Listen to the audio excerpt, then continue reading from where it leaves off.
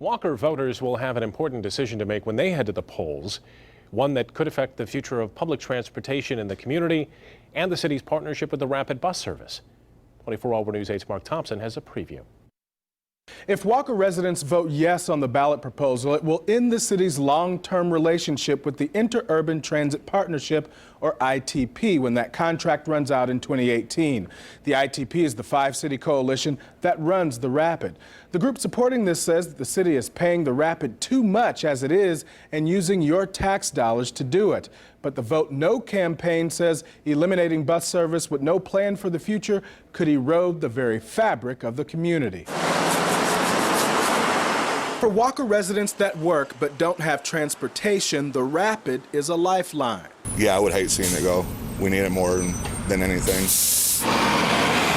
No beef with buses, the Walker Yes campaign is still on board. They say it's good for the community and the Rapid should remain, but we do feel, however, though, that we're overpaying for the system. And using your property tax dollars to do it.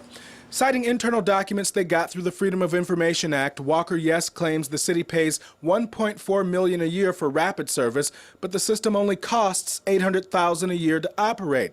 They say the city should contract out for bus service using general fund dollars instead of taxes. Which means that there's a potential savings there of at least $600,000 a year for us. But Rapid officials dispute the numbers and say they told the Yes campaign they were old and outdated. Their current numbers show Walker paying $1.32 million to the ITP, with Rapid operating costs at $1.5 million, putting the city actually up $185,000. Well, it's the real numbers, which means that, yes, I believe that Walker is getting the bang for the buck in terms of what they're contributing and the value of the services they're getting.